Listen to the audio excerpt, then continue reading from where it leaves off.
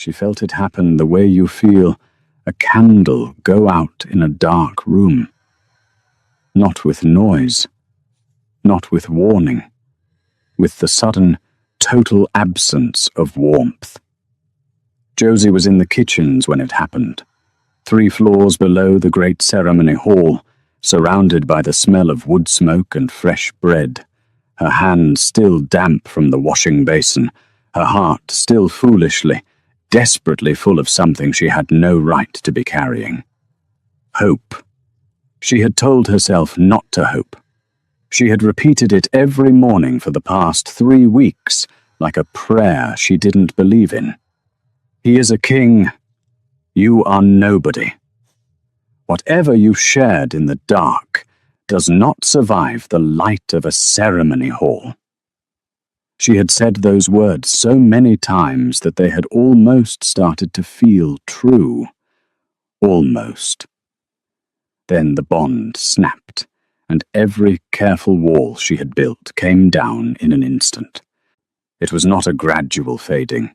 It was not a gentle pulling away.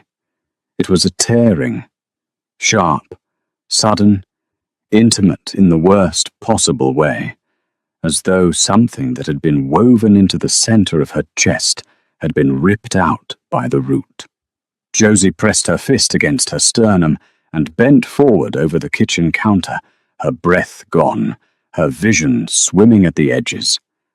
Somewhere above her, in a hall draped with black and silver banners, surrounded by hundreds of wolves and the weight of an entire kingdom's expectations, Roman Stoneheart was marking another woman. She felt every second of it.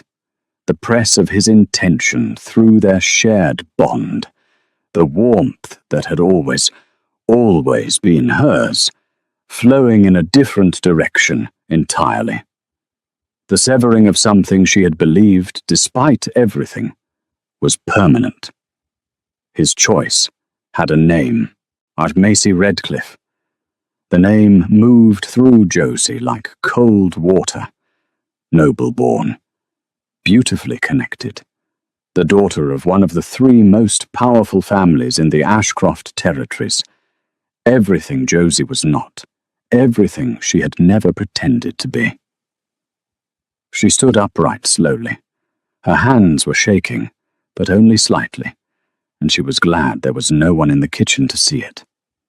She untied her apron. She folded it neatly on the counter. She did not cry. She had learned, a long time ago, that crying was a luxury that required safety, and she had never been quite safe enough to afford it. She walked out the servants' door without looking back, and 3 floors above her, in the middle of a marking ceremony, watched by every noble family in the realm, the Alpha King went completely still, because the bond connecting him to the only woman he had ever loved had just gone silent. The Stoneheart Castle had been alive with preparation for 2 weeks before the night everything fell apart. Josie had watched it happen from the edges, the way she watched most things, quietly, from a careful distance, making herself small so that the noise and the spectacle and the endless parade of noble guests could wash past her without catching on anything. She was good at being invisible. She had been practicing since she was 9 years old. The banners had gone up first. Black silk and silver thread, the colors of the Stoneheart dynasty, hung from every window and battlement until the castle looked like it was dressed for a funeral. Though the nobles arrived next, carriages and horses, and the particular kind of noise that people make when they are important and want everyone nearby to be aware of it. The great hall had been transformed over 3 days, scrubbed and polished, and filled with enough candlelight to make the stone walls look almost warm. Almost. Josie had scrubbed some of those walls herself. She had not let herself think too hard about what she was preparing.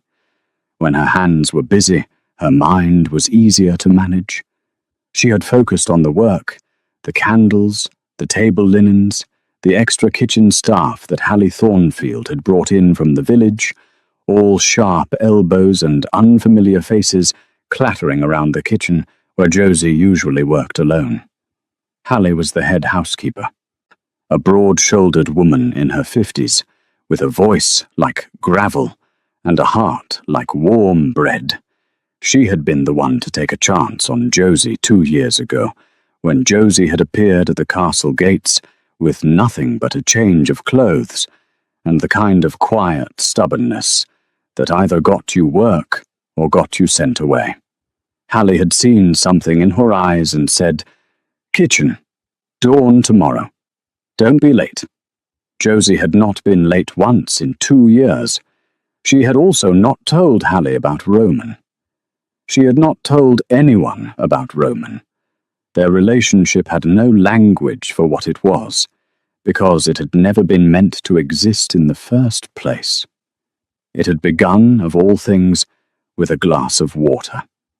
Roman Stoneheart had appeared in the kitchen doorway 14 months ago at midnight, wearing a plain dark shirt with the collar undone, looking nothing like the Alpha King who presided over council meetings with a face carved from absolute authority. He had looked tired, genuinely, humanly tired. The kind of tired that has nothing to do with sleep and everything to do with carrying too much for too long. He had asked, quietly and without ceremony, if there was any water that didn't come from the formal dining service, because he was sick of things that required a servant to pour them. Josie had handed him a cup from the regular kitchen shelf without comment. He had sat down on the counter, the king on the kitchen counter, like a perfectly ordinary person, and said, "Thank you. What's your name?" "Josie." "Just Josie?" "I've never needed more than that." He had looked at her for a moment, with those amber eyes that the nobility spent a great deal of time either admiring or trying to avoid, and then he had said, "I haven't introduced myself to anyone as just a person in so long I'm not sure I remember how." "You're doing fine so far," Josie had said. And that had been the beginning. It had grown in the way that real things grow, not in grand declarations or dramatic moments, but slowly in stolen hours and quiet spaces. He came back to the kitchen on nights when the weight of the crown was too heavy to carry to sleep. She was almost always there, because she had never been much of a sleeper either, and because the kitchen was the one place in the castle where she felt entirely herself. They talked. About small things first, the weather, the strange behavior of the castle ravens, a book she had found in the servants' library. Then about larger things. He told her about his father, who had built a kingdom of perfect political architecture, and died without a single genuine connection to show for it. She told him about the orphanage where she had spent her childhood, the headmistress who had looked at her with a kind of instinctive unease that Josie had never been able to explain the day she walked away at 17 and did not stop walking for 3 days. "How did you know to come here?" he had asked once. "I didn't," she had said honestly. "I just kept moving north until I ran out of road." The bond had formed on a night in late autumn, 6 months into their secret.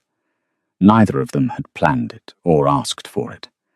They had been in the library, the fire burning low, Roman reading aloud from a book of old pack histories that he found tedious, but thought she might find interesting.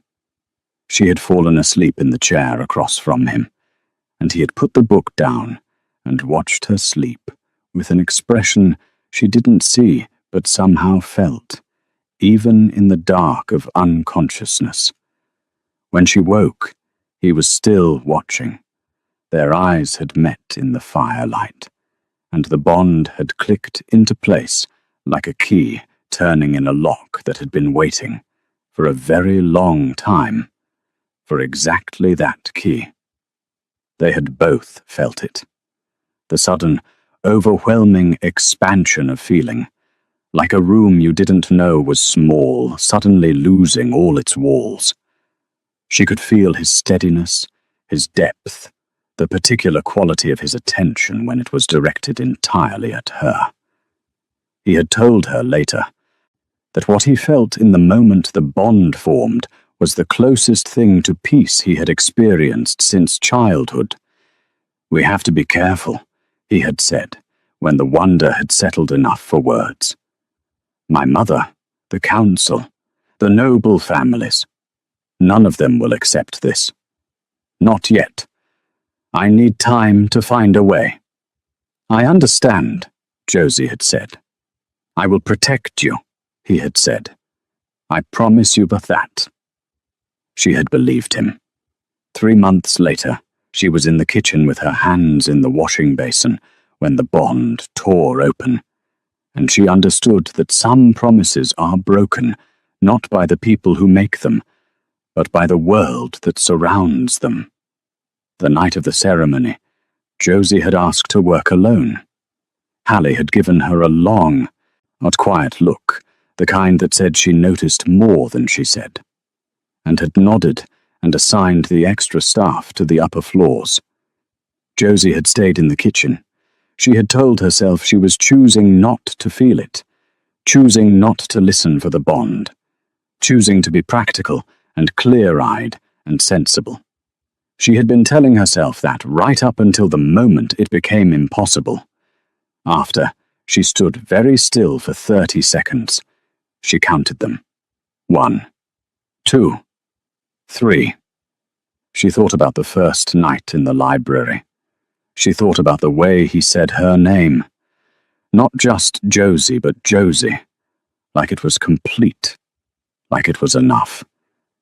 She thought about the pressed flower he had left on her windowsill 3 weeks ago, wrapped in a scrap of paper that said, "For when things feel impossible." She thought about the hope she had been trying so hard not to carry.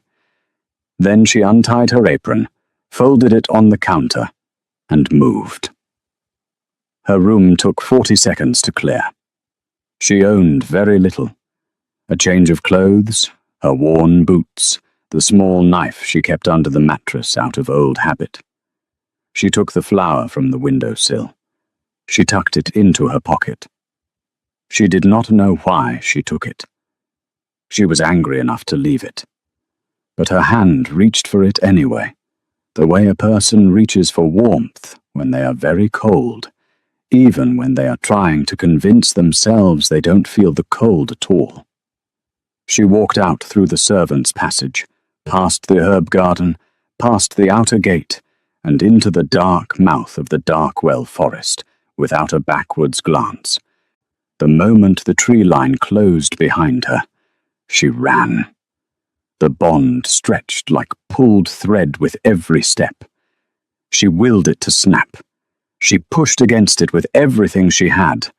All her hurt, all her fury, all the exhausted grief of a person who had allowed themselves, despite knowing better, to believe that things were going to be different this time. The bond held. It thinned. It dimmed. But it did not break. Josie ran until her lungs burned, and then she kept running. 3 floors up, in the great ceremony hall, the applause was still echoing off the stone walls. Roman Stonehart stood on the dais with Macy Redcliffe's wrist in his hands, and the hollow, terrible knowledge settling into his chest that he had made a catastrophic miscalculation. He had thought the distance would protect her, but he had thought that if Josie simply didn't witness the ceremony, if she was safely in the kitchens, if the bond signal was muted by floors of stone and the noise of hundreds of wolves, he had thought it would be bearable for both of them. Temporary. Something he could explain. He had not understood, until this moment, that the bond did not care about floors of stone. She had felt every syllable. and now the thread connecting him to her was moving, fast, desperate, northwest, and carrying with it an emotion he had never felt from her side of the bond before. Not sadness, not even heartbreak. Gone. She was gone before he had taken his next breath, and the sound that rose in his chest was something between a wolf's howl and a man's cry, swallowed behind a composed expression and the fixed amber gaze of a king who couldn't, was in front of 400 witnesses, fall apart. His captain of the guard, Dominic Blackridge, was at his shoulder within minutes of the ceremony's close. Dominic was a solid, quiet man, with a scar along his left jaw, and the kind of steadiness that made him invaluable in exactly this sort of moment. He leaned close and said nothing. He simply waited. "She's running," Roman said under his breath. "Direction?" Dominic asked, equally quiet. "Northwest. The Darkwell." A pause. "I'll have trackers ready within the hour." 10 minutes, Roman said. "I want every tracker we have in the field within 10 minutes. Dominic moved. Roman kept smiling at the nobles who pressed forward with their congratulations, shaking hands and accepting toasts and performing with the mechanical precision of a man who has been performing his entire life, while inside the bond grew thinner with every passing moment, and the terror in his chest grew louder. Hold on, he thought, pouring the thought into the bond with everything he had. "Josie, please, hold on." No answer came. Roman found her room at midnight. He told himself he was going to check, just check, that perhaps she had not gone far, that perhaps the bond's movement had slowed, that perhaps there was a note, an explanation, something that told him she was all right. The room was stripped bare, not ransacked, not abandoned in panic, stripped with the careful, quiet efficiency of someone who had decided there was nothing here worth leaving a mess over. The narrow bed was made with sharp precision. The small shelf above it was empty. The worn boots she kept beside the door were gone. And the only thing missing that mattered was the flower from the windowsill. Roman stood in the doorway of that small, empty room for a long time. The castle was still celebrating 3 floors below. The sounds of music and laughter, drifting upward in a way that felt surreal, almost cruel. He looked at the empty windowsill where the pressed flower had sat, and something opened in his chest that he had spent 32 years learning to keep closed. She had taken it. She had been in enough pain to leave everything, and she had still taken the flower. Dominic appeared in the corridor behind him, quiet as always. "Trackers are ready," he said. "They've found a scent trail through the east garden and out the outer gate. She's heading into the Darkwell." Roman nodded slowly, not turning from the empty room. "Or she'll know we're following," Dominic said. "Good," Roman said. "I want her to know." He turned away from the room and did not look back at it. Looking back was a luxury he couldn't afford right now. He had a direction. He had trackers.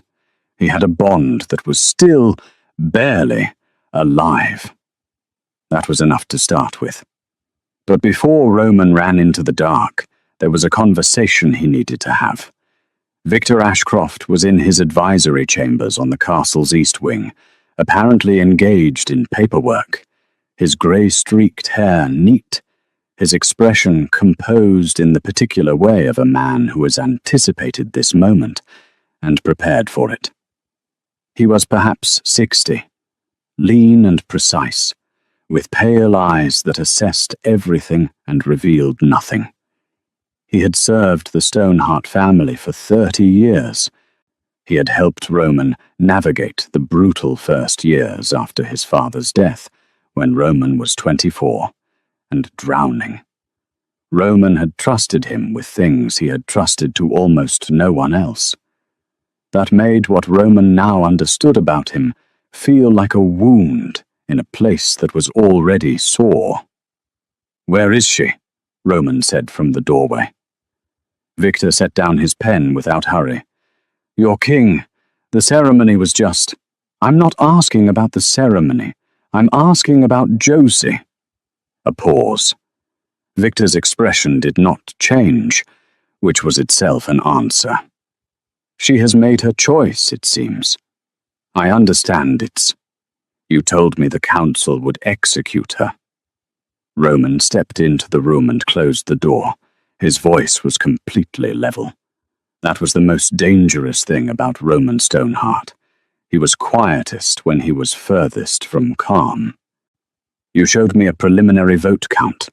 You gave me 3 days to decide, and told me that agreeing to the match with the Redcliffe family was the only way to protect her life.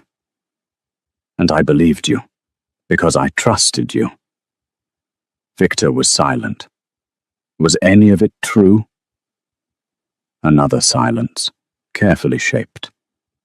"The council does have concerns," Victor said finally.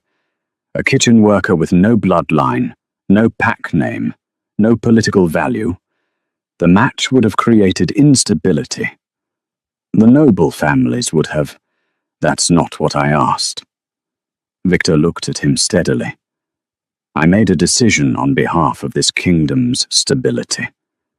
The same decisions I have made for 30 years.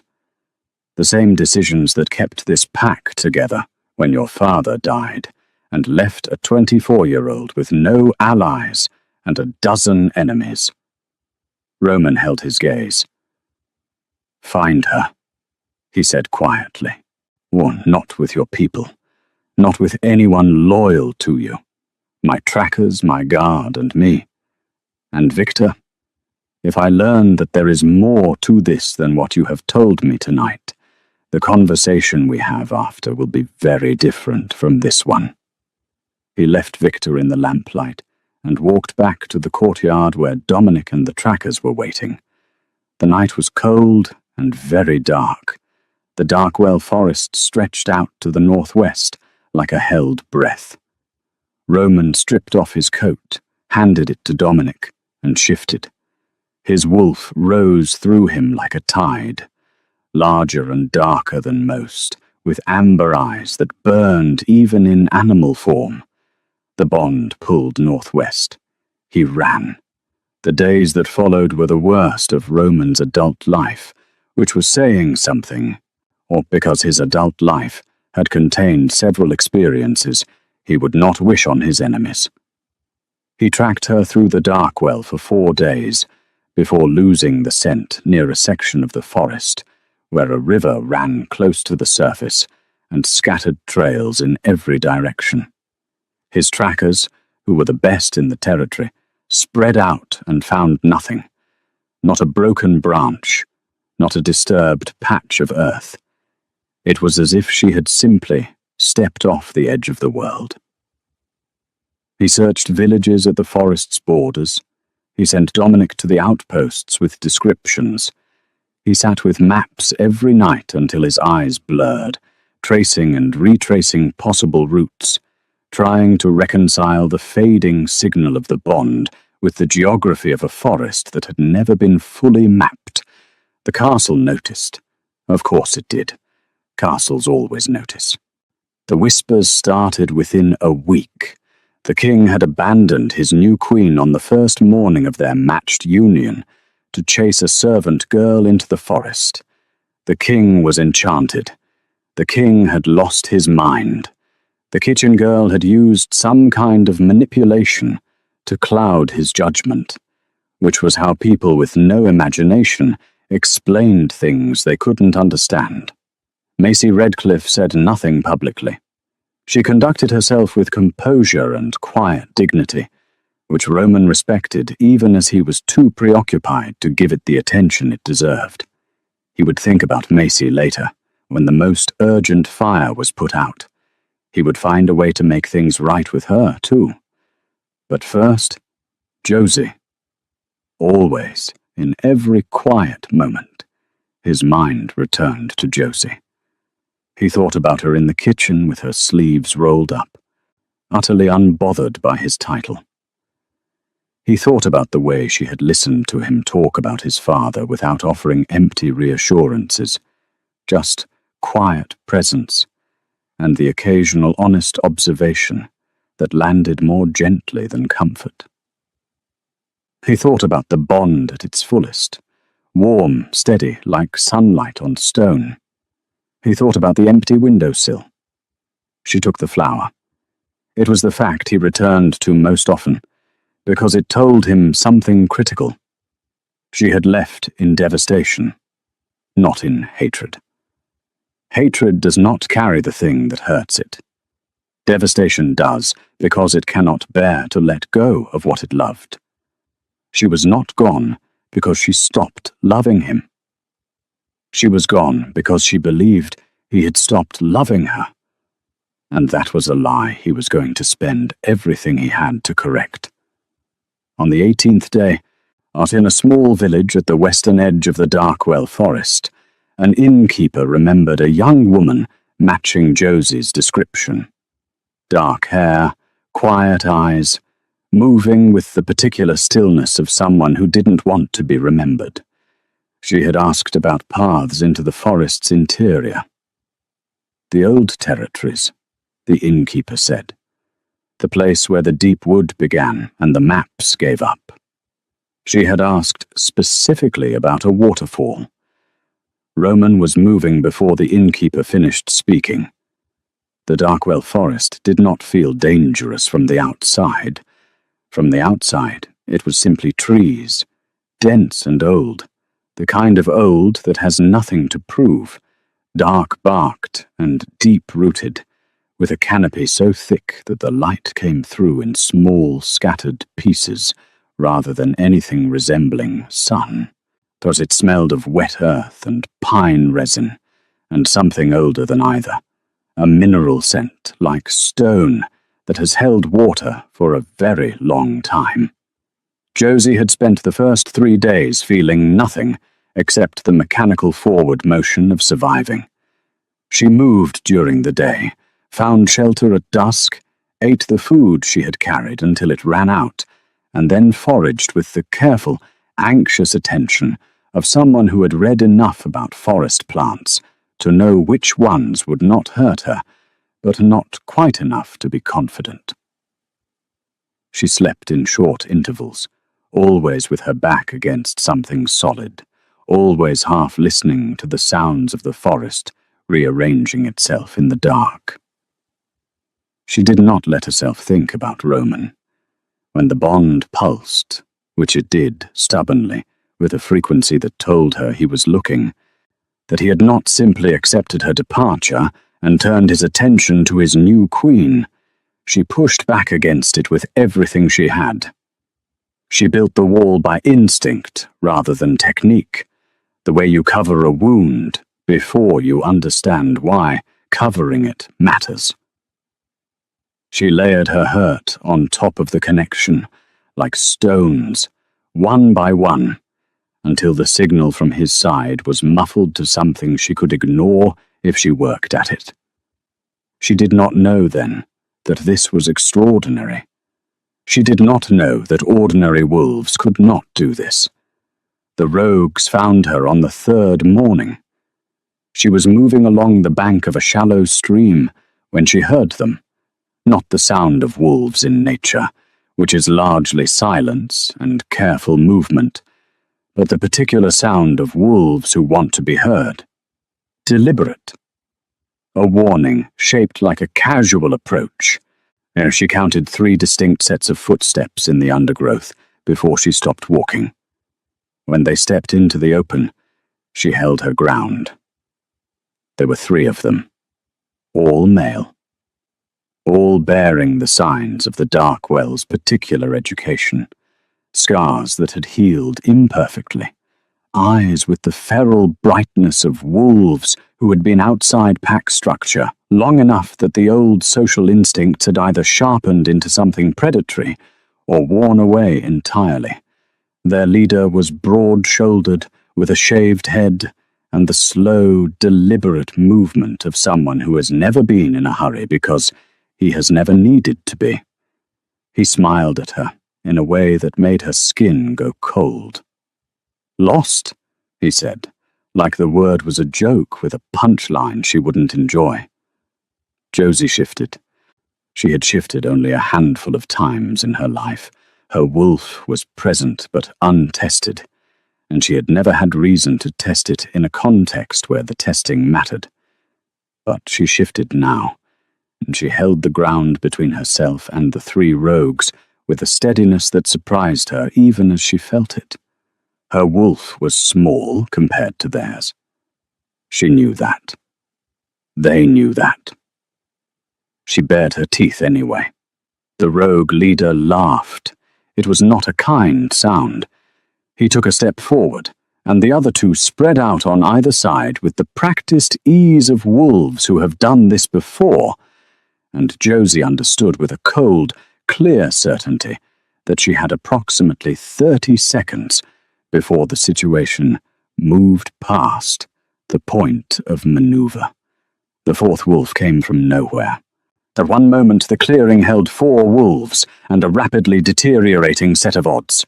The next, something large and silver-grey moved through the air from the eastern edge of the trees and hit the rogue leader with a force that sent him crashing into the trunk of an ancient oak with a crack that silenced every bird in a 50-meter radius. The other two reacted. They were fast. He was faster. It lasted perhaps 90 seconds. When the forest went quiet again, 3 rogues lay on the ground, alive but comprehensively incapacitated, and a silver-grey wolf stood in the center of the clearing, looking at Josie with eyes the precise blue of deep winter. Then it shifted. Bones reshaped with the unhurried ease of something that had performed this particular transformation hundreds of thousands of times. What emerged was a man, tall, lean, with silver-threaded hair that should have looked strange on a face no older than 40, and instead looked simply correct. Like someone who had been silver since long before the idea of youth had much meaning to him. His eyes in human form were still that deep winter blue, and they were fixed on Josie with an expression she could not quite name. Not threat, not welcome. Something more complicated than either. Recognition. "You're a long way from anywhere safe," he said. His voice was even, unhurried. A voice that had learned patience across a great deal of time. "I noticed," Josie said, which, in retrospect, was either very brave or very inadvisable for someone who had just been saved. A pause. Something shifted in those winter eyes, almost amusement, but older and quieter than amusement usually was. "You held your ground," he said. "But against 3 rogues you had no practical chance of defeating. Do you know why? Because running would have been worse. Because something in you," he said carefully, "does not know how to present as prey. That is not a trained quality. It is an inherited one." He looked at her for another long moment. "My name is Everett Northwood. I have been in this forest for a very long time. Come with me. You need to eat a proper meal, and there are things you need to understand about yourself. Why would I trust you? Because I just dismantled 3 wolves to ensure you have the option of not trusting me," he said simply. "And because the alternative is spending another night in the forest, alone with the kind of suppressed bond energy that those rogues could probably smell from a quarter mile. You're broadcasting. Josie stared at him. "You're broadcasting what?" "Pain," he said quietly.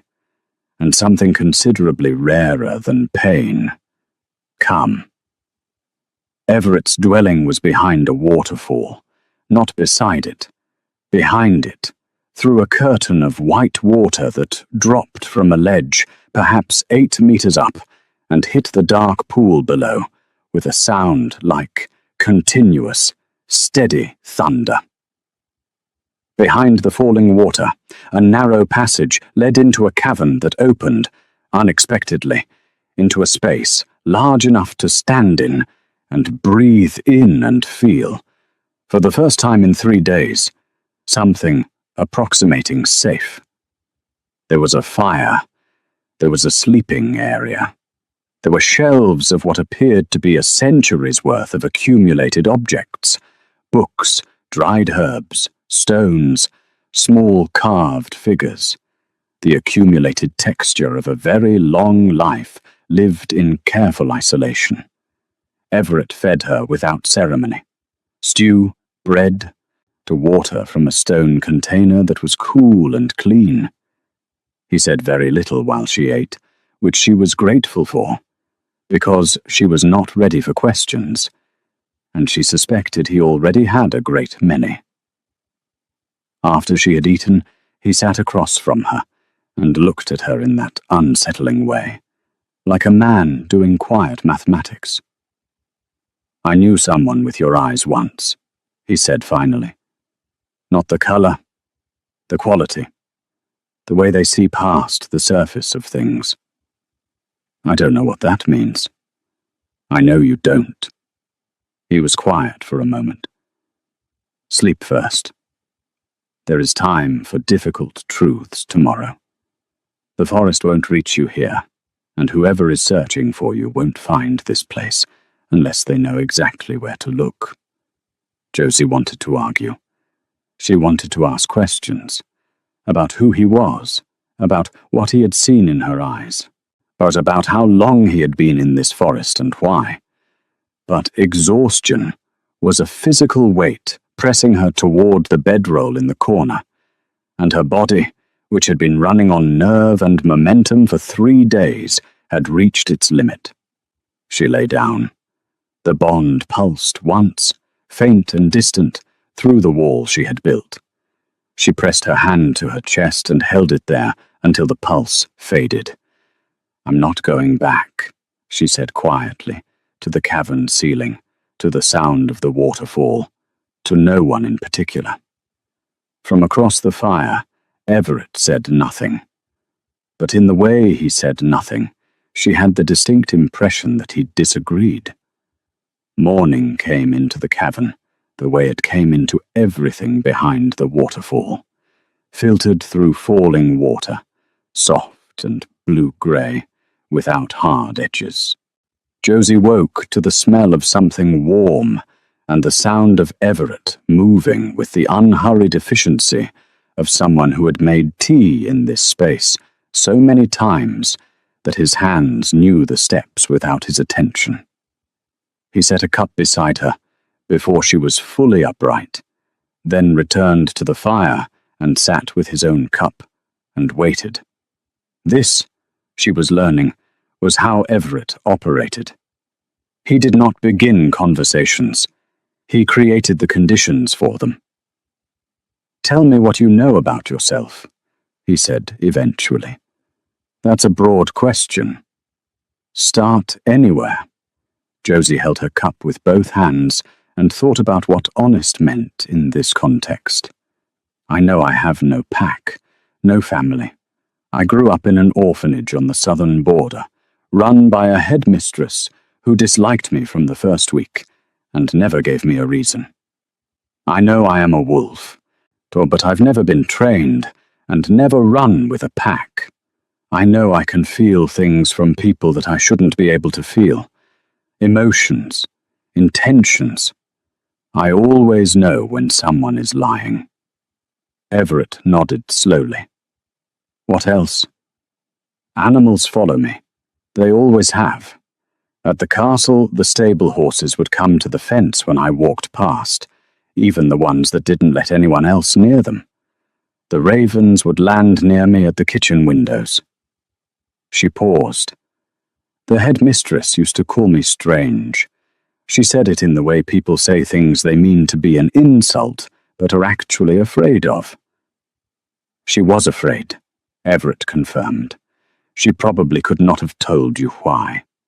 But wolves sometimes feel the presence of certain bloodlines the way you feel a change in air pressure before a storm. They don't know what they're sensing. They just know it is something they don't entirely understand. Josie set down her cup. What am I? Everett looked at her for a moment with those winter eyes. Then he said, Have you heard of the dawn-blooded? She had not. He told her. The story took time, and he told it carefully, without embellishment but without omission, the way someone tells a story they have had 200 years to consider and have not yet made peace with. The dawn-blooded were a bloodline of wolves who had existed, as far back as the oldest pack records went, alongside and slightly outside of the ordinary wolf social structure. Not warriors, not pack leaders. Something quieter and more unsettling than either. They were born with the capacity to perceive emotional truth, not merely intuition, but actual sight, the ability to read the feeling beneath the word, or the intention beneath the action. They could sense the bonds between wolves the way other wolves sensed scent or sound, as something real and present in the world, with texture and light and weight. And in some cases, the rarest cases, they could do more than sense those bonds. They could affect them, not control. The distinction mattered enormously, and Everett made it carefully. Not the ability to manufacture feeling, to create love or loyalty where none existed, to force a bond into being, but the ability to influence what was already there, to strengthen a bond that was genuine, to expose one that was being held together by manipulation rather than truth, and in extreme circumstances, to sever one entirely, to cut a connection that had become a weapon rather than a gift. If the pack councils of 2 centuries ago had not received this information well, the word used in the records of the era was destabilizing. A wolf who could sever bonds could theoretically dismantle a pack's entire social structure. A wolf who could sense truth could expose every political arrangement, every strategic alliance, every carefully maintained fiction that held a ruling class in power. The persecution had been swift, systematic, and thorough. Within 2 generations, the dawn-blooded bloodline had been declared extinct. Everett paused here. Josie waited. The line was not entirely extinguished, he said. It was hidden, dispersed.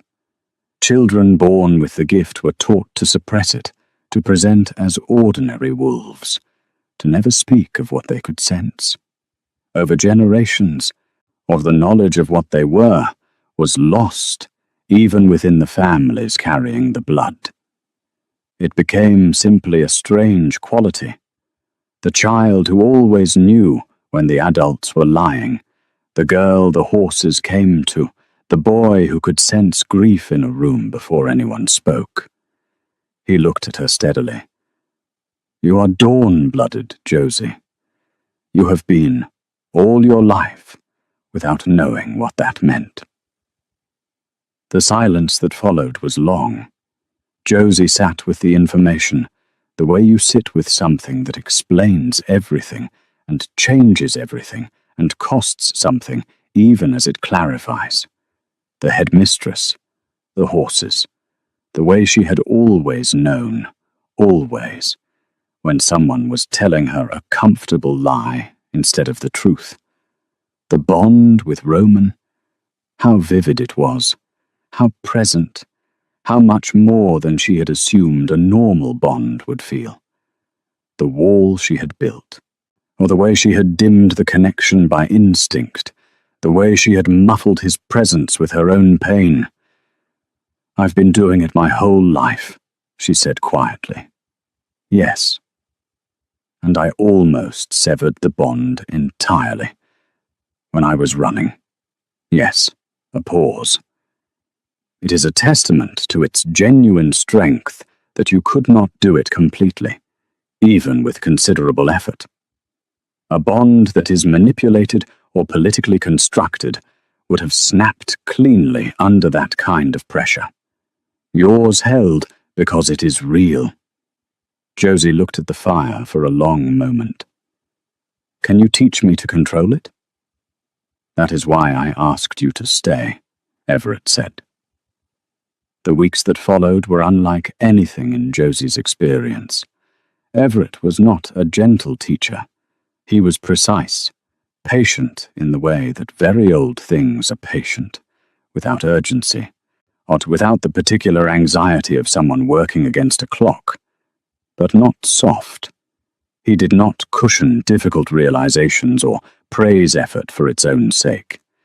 He taught her the way the forest taught things, by presenting the truth of a situation and waiting for understanding to arrive. She learned to call the sight deliberately, rather than having it arrive like weather. She learned the difference between the passive awareness she had lived with her whole life and the active, focused use of the ability. The way you learn the difference between hearing and listening, seeing and looking. She learned to read the bonds between wolves as visible things, threads of light and color that told her the nature of the connection they represented. And she reached, tentatively, and then with growing certainty, toward the bond connecting her to Roman. It was still there. She had half expected, in the weeks of silence, that it might have faded to nothing, that his side of the connection turned toward Macy Redcliffe and the obligations of the grand ceremony might have simply dimmed and stopped. The thought of that had sat in her chest like a stone, cold and heavy and terrible. But the bond was alive, frayed in places, like rope that has been pulled very hard in multiple directions, dim from the wall she had built and the distance between them, but alive. The thread, when she looked at it with the sight fully open, was gold threaded through with grey. Gold for what was genuine, grey for everything they had both been carrying. She sat beside the waterfall on an afternoon in the third week, and held her hand up and watched the bond drift from her palm like thread in moving air, and she felt, for the first time since the night of the ceremony, something more complicated than pure hurt. She felt the question of what she was going to do. Behind her, Everett sat at a careful distance. "He's getting closer," he said. "I know." "What will you do when he reaches the forest's edge?" Josie was quiet for a long moment, her eyes still on the golden thread. "I don't know yet," she said honestly. "That," said Everett, "is the most truthful answer you have given since you arrived." Roman reached the waterfall on the 23rd day. He came alone, or nearly. Dominic waited at the forest's edge at Roman's instruction, because Roman had the particular instinct of a man who understood that there were conversations that needed to happen without witnesses. He found the passage behind the falls by the smell of wood smoke and the pull of the bond, which had strengthened marginally as he closed the distance, like a signal growing less faint as you walk toward its source. He did not attempt the door. He stood outside the cavern entrance, the waterfall misting cold against his skin, and said nothing for a moment. Then simply, "I know she's here. I'm not asking to take her. I'm asking to be heard." Everett Northwood, appeared in the entrance with the composed stillness of a very old wolf who has assessed threat levels across several centuries and is not particularly impressed by the one in front of him. "She doesn't want to see you," he said. "I know." "And you came anyway?" "Yes." Everett studied him with those winter eyes. There was a quality to his gaze that Roman had never encountered, a kind of seeing that went past the surface of things and seemed to be reading something underneath. It was, Roman realized, the same quality he had always felt from Josie, magnified and centuries more deliberate. "Come in," Everett said. "She's not here, as I told you. I moved her when I sensed you approaching. But you can say what you have to say, and I will pass it to her. Whether she chooses to respond is not my decision." Roman stepped inside. The fire was low. The cavern smelled of herbs and old paper and the particular mineral cleanness of constant moving water. Roman sat where Everett indicated and spent a moment looking at the space, the shelves, the accumulated objects of a very long life, and felt, suddenly, the weight of what he was about to ask. "How long have you been here?" he said. "Long enough," said Everett, "to have met your great-great-grandmother. Long enough to have watched the Stoneheart line build something impressive and then spend several generations making it brittle." He sat across from Roman. "Long enough to know that the last Alpha King who encountered a dawn-blooded wolf made a choice that has taken 500 years to create the conditions to undo." Roman went still. "She told you about the bond." "She didn't need to. I recognized what she was the moment I saw her." A pause. "Do you know what a dawn-blooded wolf is?" "No," Everett told him. Roman listened without interrupting. He had the quality, when receiving important information, of going very quiet, not the quiet of disengagement, but the quiet of someone committing everything they hear to a place where it will be kept carefully. When Everett finished, the silence lasted for almost a minute. "She's been doing this her whole life," Roman said finally. "Without knowing. Without any support, without any community, without anyone to tell her why she experienced the world the way she did." Everett's voice was even, but something underneath it was not.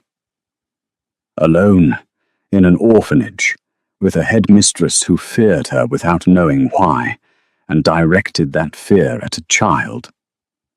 Roman closed his eyes briefly. "And Victor," he said.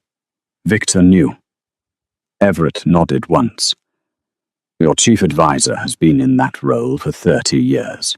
He is thorough, he is observant, and he has access to the old pack records that the noble families keep. He would have recognized the signs. He would have understood, when your bond with Josie became apparent, that she was not merely an inconvenient match. She was a dawn-blooded wolf with the potential to do things that political structures depend on preventing." Roman's jaw was tight. "The ultimatum was never about the council," he said. "The council has concerns about your match," Everett allowed. "Those concerns are real. But the specific numbers Victor showed you, the specific timeline, the particular framing that made your agreement feel urgent and inevitable, that was Victor's construction, not the council's organic position." The air in the cavern felt very still. "There's more," Roman said. It was not a question. "The letter sent to Josie on the morning of the ceremony," Everett said, "or delivered by someone who had access to the servants' quarters and knowledge of her schedule. Written in a hand, close enough to yours to pass a brief reading. Telling her you had requested she leave the castle grounds before the ceremony to avoid complications." Roman stared at him. She thought I sent her away, he said. She believed when she left that you had decided it was easier if she simply was not there. That you had made the choice to spare yourself the difficulty of her presence rather than spare her the pain of witnessing the ceremony. The sound Roman made was quiet and controlled, and contained something that, in different circumstances, would not have been either. Lacey Ashcroft, he said. Victor's daughter. She had the access, the knowledge, and a father who had just spent 3 weeks impressing upon her the urgency of removing Josie from the situation. Roman stood. He did not pace. He had too much control for that. But the energy in the room shifted, the way air shifts before weather arrives. She left believing I had chosen to abandon her, he said. Not that I was forced into an impossible position. Not that I was trying to protect her. She left thinking I had simply decided she was inconvenient. Yes. A long silence. I need to write to her, Roman said. Everett rose without comment and crossed to one of his shelves, returning with a piece of parchment and a piece of charcoal. He held them out. I will read it first, he said. You should know that. Good, Roman said. You should. You should read every word and tell me if anything in it is less than completely honest. He took the parchment and sat back down, and for a long time the only sound in the cavern was the waterfall and the quiet scratching of charcoal against old paper. Back at the castle, in the days preceding Roman's arrival at the dark well, the situation had been doing what complicated situations always did when left unattended. It was getting worse. Victor Ashcroft had moved with the quiet efficiency of a man managing a crisis he had anticipated. He had spoken to the council elders, carefully, framing Roman's search as a temporary emotional response to the disruption of the ceremony, something that would resolve itself once the Alpha King had time to settle. He had spoken to the noble families, reassuringly, yet with the smooth confidence of someone who had been managing political situations for 30 years. He had, in short, been doing what he always did, deciding what was best for the Stoneheart Pack, and then arranging the world around that decision. What he had not managed was Macy Redcliffe. Macy had conducted herself, since the ceremony, with a grace that surprised nearly everyone. She had not sought attention. She had not complained about Roman's absence. She had moved through the castle with the quiet self-possession of someone who was thinking very hard and saying very little, which was not the behavior her family had prepared her for, and was not what Victor had predicted. What Macy had been doing in the days of Roman's absence was talking to Dominic Blackridge. Not about anything suspicious. She had simply identified, and with the astute social reading of someone raised in a politically complex family, that Dominic was the person in this castle who knew the most and said the least. She had asked him questions, gentle, oblique, never directly about Josie, that were designed to assemble a picture from the pieces he allowed her to see. The picture that assembled itself was not the one her family had given her. On the morning of Roman's 22nd day in the forest, Macy found Dominic in the corridor outside the war room and said, "Victor knew about the bond before the ceremony was announced, didn't he?" Dominic looked at her for a moment. Then he said, "That is not something I am in a position to confirm or deny." "That's a confirmation," Macy said. She went back to her chambers and spent the rest of the day in a silence that held, beneath its surface, the specific quality of a person deciding that they have been patient long enough and the time for patience is over. Josie read the letter in the early morning, alone in the smaller cave Everett had moved her to, a narrower space farther behind the falls, where the sound of the water was louder and the light was dimmer, and she had spent 5 nights sleeping in fits and starts, waking in the dark to press her hand against the bond, and then go still again. Everett had given it to her without comment, just the folded parchment, held out across the fire. She had taken it. She had sat with it for a very long time before opening it. The parchment was soft, creased and recreased, the way paper gets when someone has folded and unfolded it many times. She could see, in the multiple crease lines, as the evidence of a letter written and reconsidered, written again, the writing on the outside blurred slightly at one edge where something had pressed against it. A thumb. His thumb. She unfolded it. Josie, I am not going to begin with an apology. You deserve truth before you deserve comfort, and I would rather give you what you deserve than what feels easier to offer. 6 weeks before the ceremony, Victor Ashcroft came to me privately. He had discovered our bond.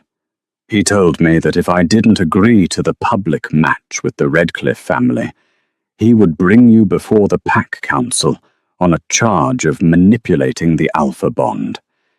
He showed me a preliminary vote count.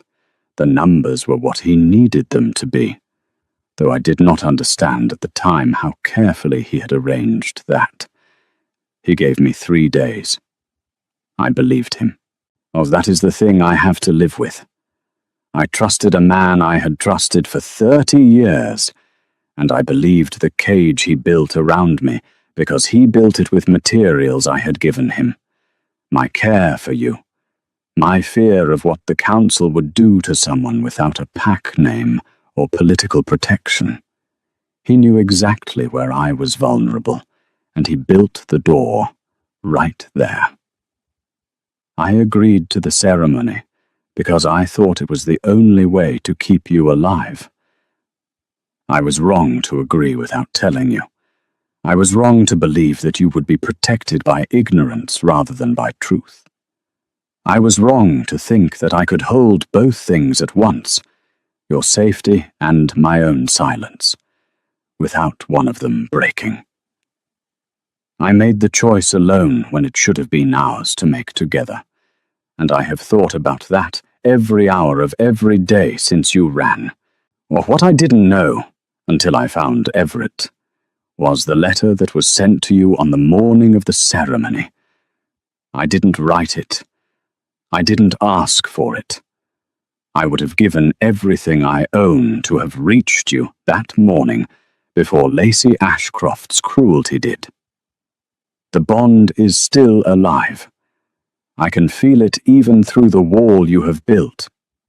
I want you to know that I feel it as something I am grateful for, not something I expect you to maintain for my sake. It is yours to close if you choose. I will not press against it. I am outside Everett's door. I have been standing here for 2 hours. I will stay as long as you need. If you want me to leave, tell me, and I will go, and I will not come back unless you ask. If you want me to stay, I will be here. I am sorry. Not as a preamble to an argument or a reason to forgive me quickly. Simply sorry. Odd the way you are sorry for something that cannot be undone and can only be answered by choosing differently from this moment on. Roman Josie folded the letter when she finished reading. Then she unfolded it and read it again. She did this 3 more times over the course of 2 hours, and then she set it down on her knee and looked at the ceiling of the cave and let herself feel the full weight of what was in her chest. She called up the sight. It rose through her like breath, natural now, after weeks of Everett's careful teaching. And the world shifted into the layered version she was still learning to read. She reached toward the bond and found the wall she had built, and she pressed her hands, metaphorically, against it and began to dismantle it, stone by stone. Or the first crack sent a wave of sensation through her, so strong she had to close her eyes. Roman.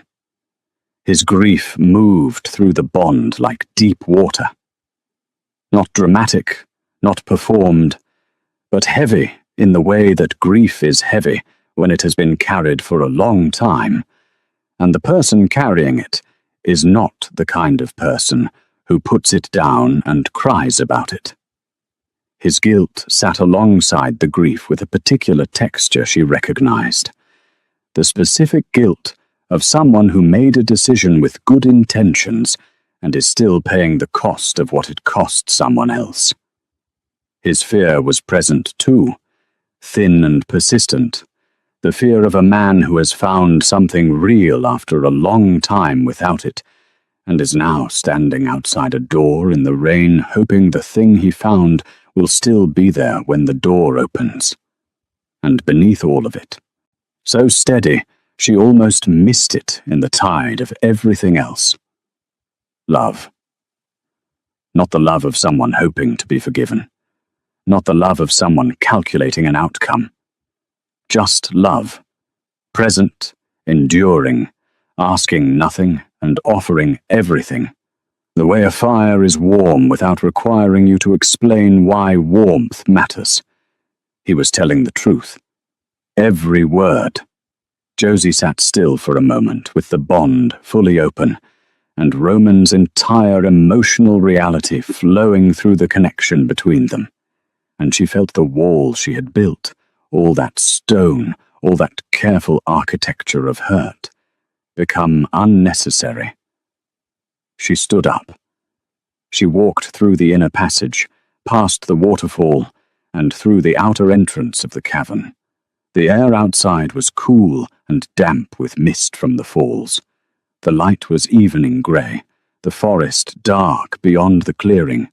Or she scanned the space and found him immediately.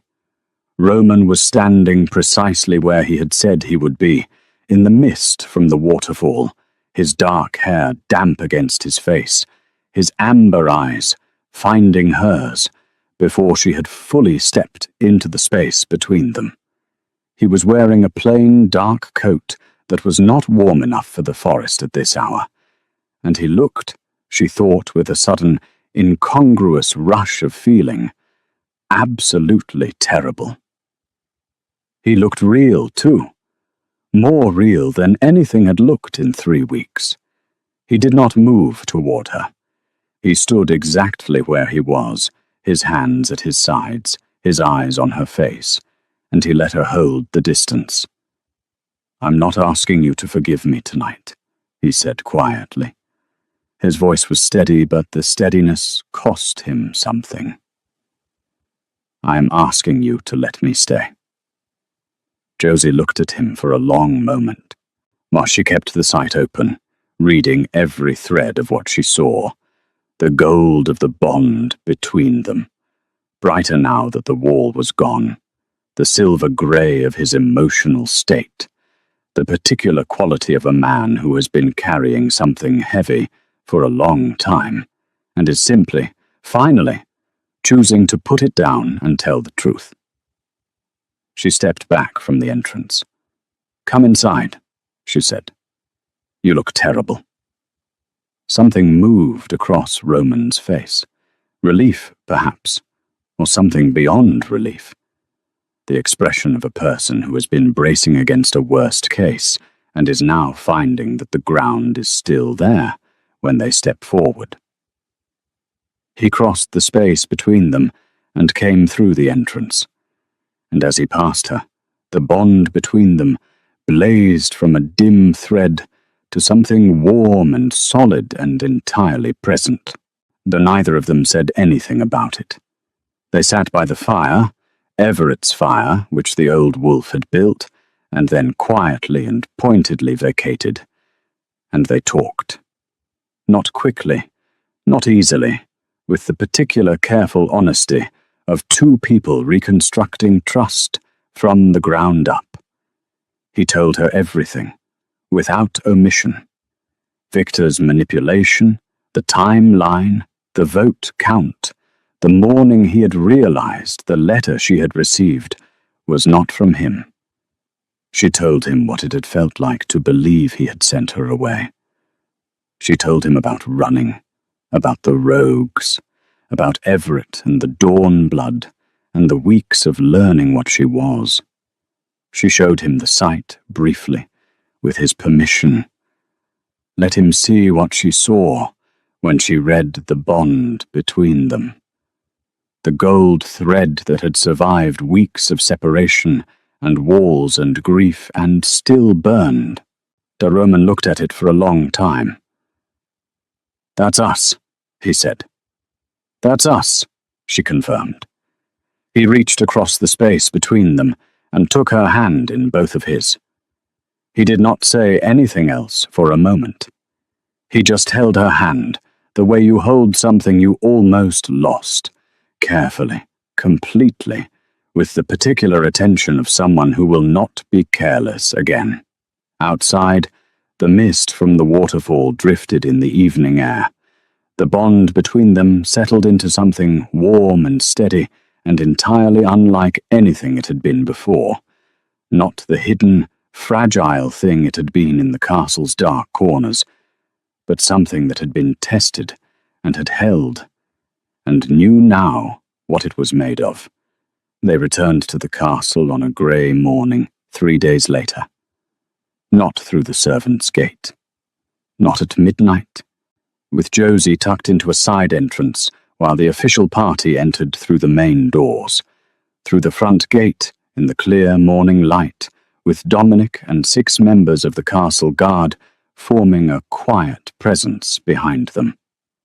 The castle courtyard stopped what it was doing. Grooms halted mid-task. A servant dropped a bundle of linens and did not immediately retrieve it.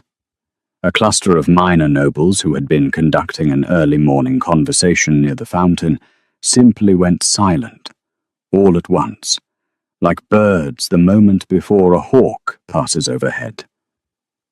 Josie felt the weight of every gaze. She was wearing a gown that Hallie Thornfield had pressed into her arms the moment she stepped through the gate.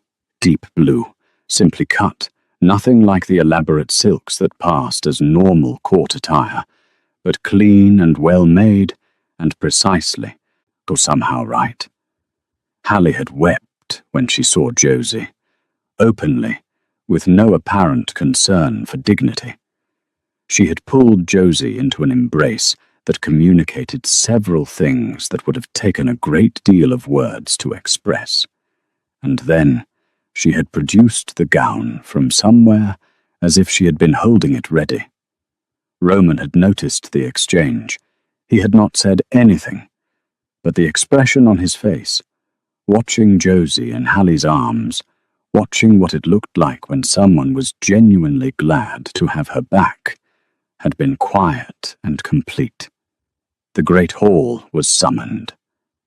By midday, every noble family in the castle, every advisor, every park elder, what every person of consequence in the Ashcroft territories had assembled in the great space, with its black and silver banners, and its vaulted ceilings, and its particular quality of acoustics that made voices carry farther than expected.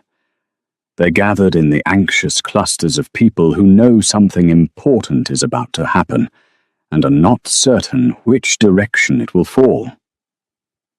Roman entered from the main doors. Josie walked beside him. The sound in the hall shifted as they entered. Whispers, exhaled breaths, the subtle restructuring of social calculus that a room full of politically attentive wolves performed automatically whenever power walked past them. Eyes moved to Josie with the particular quality of reassessment. She had been the kitchen girl, the servant, the nobody the king had chased into the forest. What they saw now was something they could not quite categorize, and they were not certain how they felt about that. Roman stopped at the center of the hall, where the acoustics were best, and waited for quiet. It arrived within seconds. "I have gathered you here," he said, "to correct a grave injustice, one that I was partly responsible for, and one that ends today." He named Victor Ashcroft. He named Lacey Ashcroft.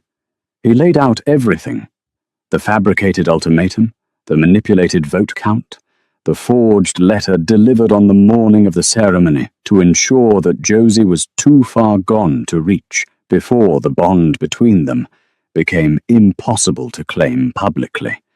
He laid it out with the specific, evidence-weighted precision of a man who has had 3 days to organize his thoughts and is not interested in drama, the only in the record being clear.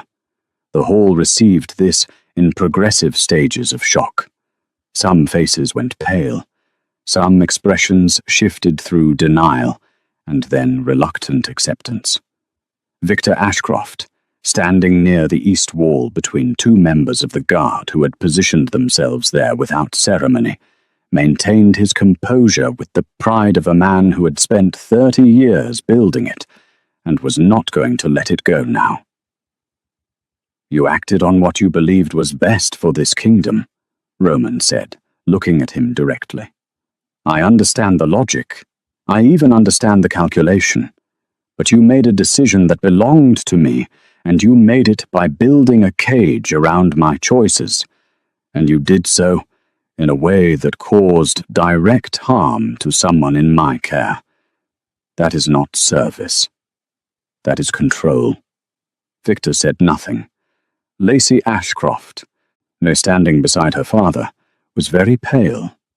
She was perhaps 23, young enough that the full weight of what she had done had been arriving in pieces across the weeks since Josie's disappearance, settling with increasing heaviness as each piece came.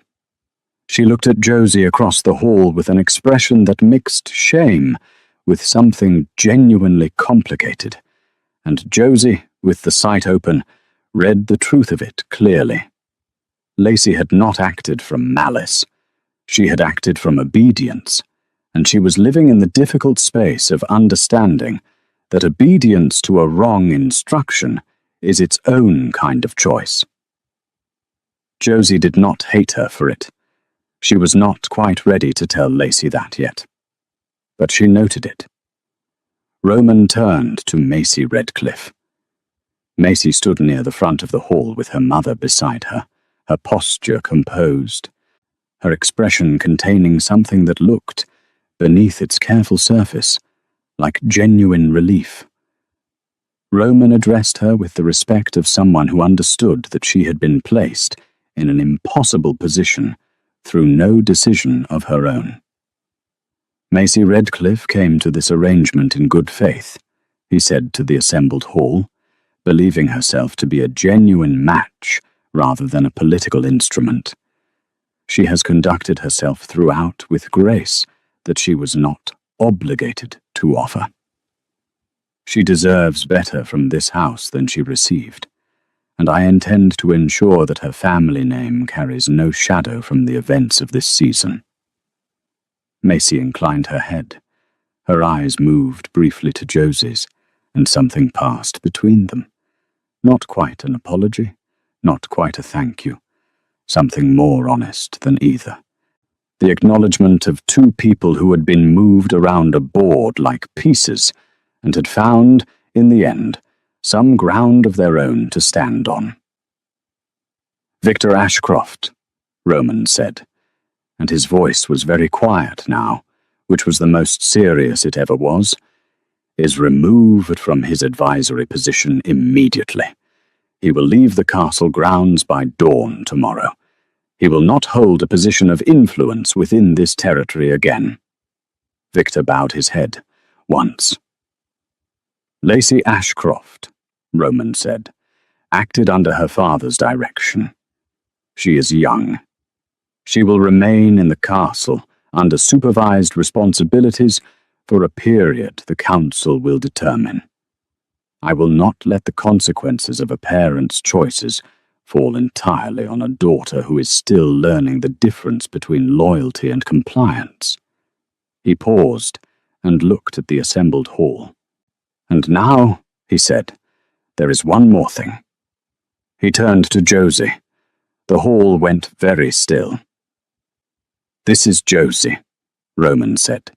His voice was clear and simple. "She has no pack name, because no pack has yet been worthy of giving her one. She is dawn-blooded, a bloodline this territory declared extinct out of fear 2 centuries ago, and will now have the responsibility of learning to deserve. She has survived the Darkwell Forest alone. She has discovered the truth of what she is, and learned to carry it with more grace than most people carry gifts they have had their whole lives. She is my mate, my choice, and from this day forward, she is your queen." A silence. Then Dominic Blackridge, from the back of the hall, began to clap. Not the formal, measured applause of court ceremony, a real sound with both hands, with the energy of a man who has been quietly rooting for a particular outcome for a very long time. A few others joined, tentatively. Then more. Hallie Thornfield, standing among the castle staff at the hall's eastern edge, was crying so openly and with such complete lack of concern for appearances that the young apprentice beside her looked genuinely alarmed. The sound grew. Josie stood in the center of it and felt something she had spent most of her life not letting herself feel, for fear it would be taken away. She let herself feel it anyway.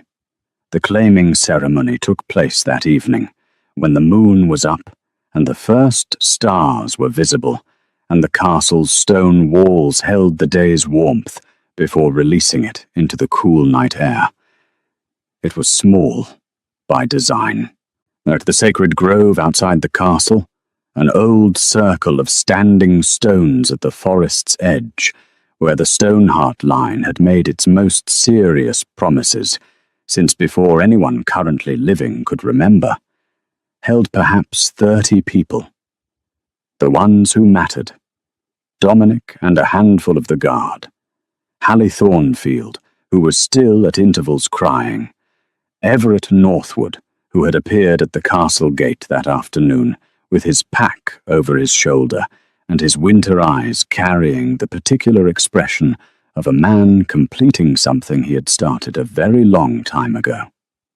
Macy Redcliffe was not present, which was correct and appropriate, and she had not expected to be. The moon was full and very bright. Roman stood at the center of the stone circle and looked at Josie across the space between them, and the bond between them, visible now to Josie in all its full dawn-blood clarity, was the most beautiful shade of gold she had ever seen. Not perfect. Still carrying the marks of everything it had been through. The grey of the weeks apart, the stretched places, the evidence of a connection that had been tested very thoroughly, but genuine, entirely, unquestionably genuine. The words they spoke to each other were old. Older than the castle, older than the Stoneheart name. Simple words, the kind that do not require embellishment. Before the moon and the stars, before the spirits of every wolf who came before us, I claim you. I give you my heart, my life, my truth. From this moment until my last breath, I am yours. Roman's mark, when it came, was a moment Josie had imagined. Cautiously, or in her most private thoughts, and the reality of it was nothing like imagination. It was more. The sensation moved through her like the bond at its fullest, all warmth and certainty, and the specific relief of becoming something you were always meant to be. She felt his wolf settle into a completeness she recognized from their best moments, before everything fell apart and they had to build it back. She marked him in return. He exhaled against her shoulder. A long, full exhale, like a man setting down something he had been carrying since before he knew what carrying it meant. "My queen," he said quietly. "My king," she said, and felt the words settle into truth. Behind them, in the small gathered circle, Dominic cleared his throat, and Hallie cried again, and Everett Northwood watched with those winter eyes that had seen 500 years of the world, and something in them was quieter than it had been. The weeks that followed were the beginning of everything different. Victor's departure left a gap in the castle's advisory structure that Roman filled deliberately and slowly, with the particular care of someone who has learned the cost of trusting the wrong kind of competence. He did not appoint a single replacement.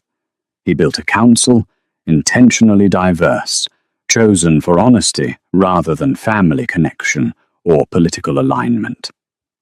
Everett agreed, with conditions and considerable expressed skepticism, to serve as an advisor on matters relating to unusual wolf abilities. He installed himself in a tower room at the castle's east wing and proceeded to be consistently inconvenient in exactly the ways that were most useful. "You understand," he told Roman on the day of the agreement, "that I will tell you when you are wrong." "I know," Roman said, "and you will not find it pleasant." "Probably not." "Good. Then we understand each other." Josie began, carefully and without any official declaration, the work of finding other wolves in the territory who had been suppressing or hiding unusual abilities. She started with what Everett knew: names in the old records, bloodlines that had scattered when the persecution came, families who carried the capacity in diluted form without understanding it. She wrote letters. She visited, with Dominic's company, the outlying villages where wolves with strange qualities had been living quietly on the edges of pack society for want of a language for what they were. The response, slowly and then with gathering momentum, was extraordinary. There were more of them than anyone had known to count. Hallie Thornfield was formally appointed head of castle domestic affairs, which she received with the specific expression of someone who is deeply pleased and is going to be insufferable about it at intervals. She cried at the appointment, which surprised no one. Maisie Redcliffe, in the months following the events of the ceremony, became someone that Josie had not anticipated. She appeared one afternoon at the door of the small study, where Josie was working through correspondence from wolves who had responded to her letters, and she stood in the doorway with the composed, careful posture of someone who has rehearsed an approach and is now executing it with every scrap of nerve she has. "I wanted to say that I am sorry," Maisie said.